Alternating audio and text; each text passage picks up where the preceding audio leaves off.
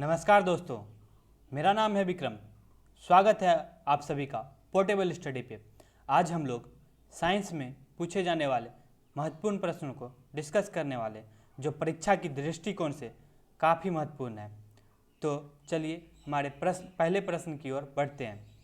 हमारा पहला प्रश्न है, डैश ब्रीडिंग की प्रक्रिया द्वारा प्रजनन के लिए पुनर्जन्म कोशिकाओं का उपयोग करता है।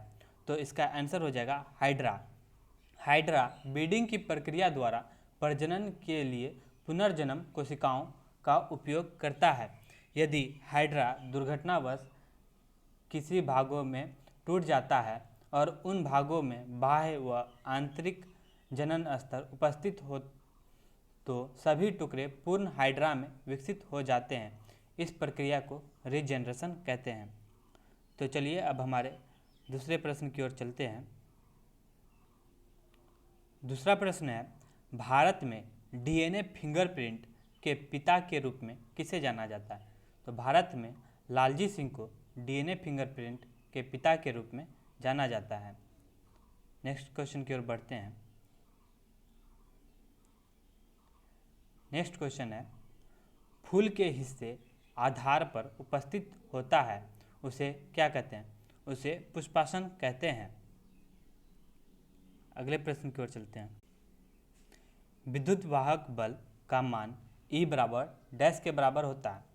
तो विद्युत वाहक बल E बराबर E/Q होता है, जहाँ किसी सेल का विद्युत वाहक बल E एकांक आवेश Q को विद्युत परिपथ में प्रवाहित कराने के लिए सेल द्वारा दी गई ऊर्जा E के बराबर होती है। E/Q बराबर वोल्ट होता है। एक पदार्थ के घनत्व को डैश के रूप में परिभाषित किया जाता है। इसे द्रव्यमान प्रति इकाई आयतन कहते हैं। किसी वस्तु के द्रव्यमान प्रति इकाई आयतन को पदार्थ का घनत्व कहते हैं।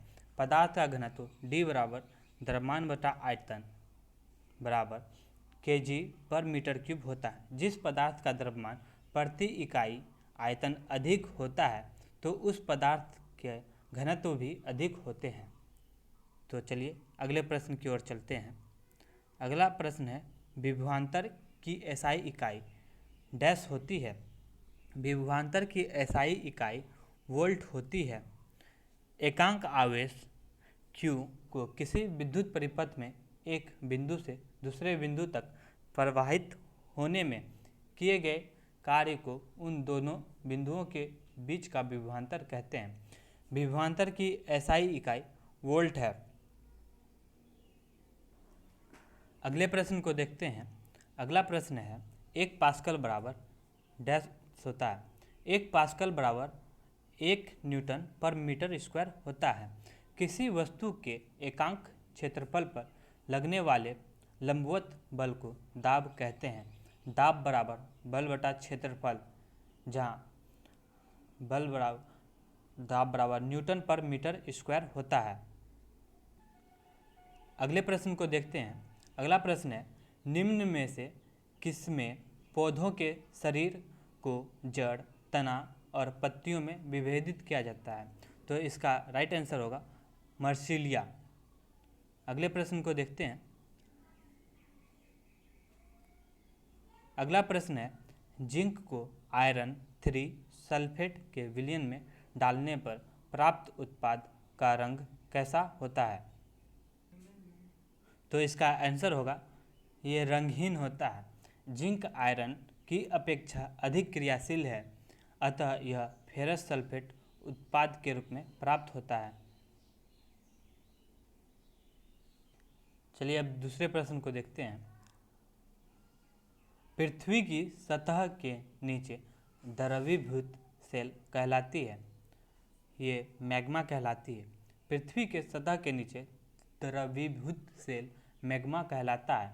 मैग्मा जब पृथ्वी की सतह पर लावा से विभिन्न प्रकार की चट्टानों का निर्माण होता है तो दोस्तों, आप लोगों को वीडियो कैसा लगा हमें कमेंट में ज़रूर बताएं। अगर वीडियो अच्छी लगी हो तो लाइक करें, शेयर करें एवं चैनल को सब्सक्राइब कर लें। धन्यवाद।